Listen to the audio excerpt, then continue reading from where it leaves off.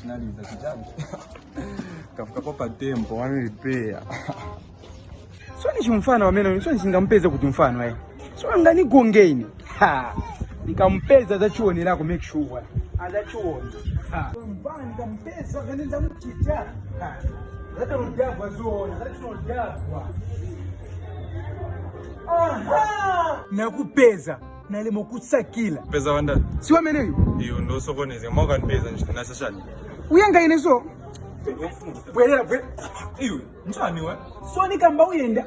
Mau nina binena ya banji. Iwe, lipea. Zile mekezi. Iyo mkama wana pressure banji. Uziwe, naleta phone. Phone. Wakati unikonzere phone. Phone nikava kukuleto isho machabe bisho. Iwe. Ina nachuka kuchechi vama phone sinidimwe. Iwe lipea.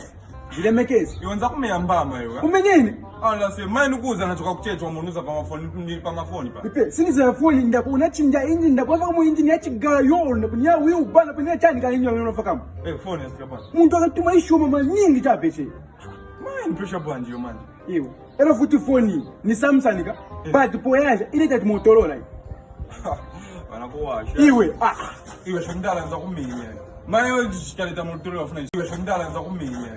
Mayo jishikaleta Motorola wafuna istepani. Phone yanga unimenyereko. Mayo zina sonde pressure bond zina na pressure bond. Sunga sense chifoni kapaya cheka suja. Shwa nchako nchwana kudala. Ndolu wana wa ina nachuka kuchechi so ina ma temptations mfuna. Mpasandele. Nani zilifuna mayeso. Ndo sokona zika chanchuli wa. Sanete mayeso. Walipea weti kai wewe vetu kamsani walipea. Njani. Relax walipea. Okay, nifuna nizio okay. Let's tabua ni pali phone. Address is petani wo inaiva. Hii phone poyasha ile ta Nokia but ni Samsung. Ero foot Indian foot. Isho manikafaa kuleto kweti kazi nizo. Nza boy lungiza mwa.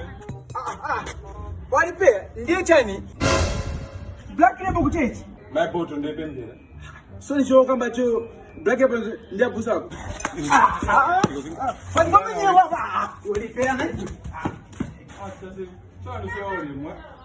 Uzuza bottle pa kuwe.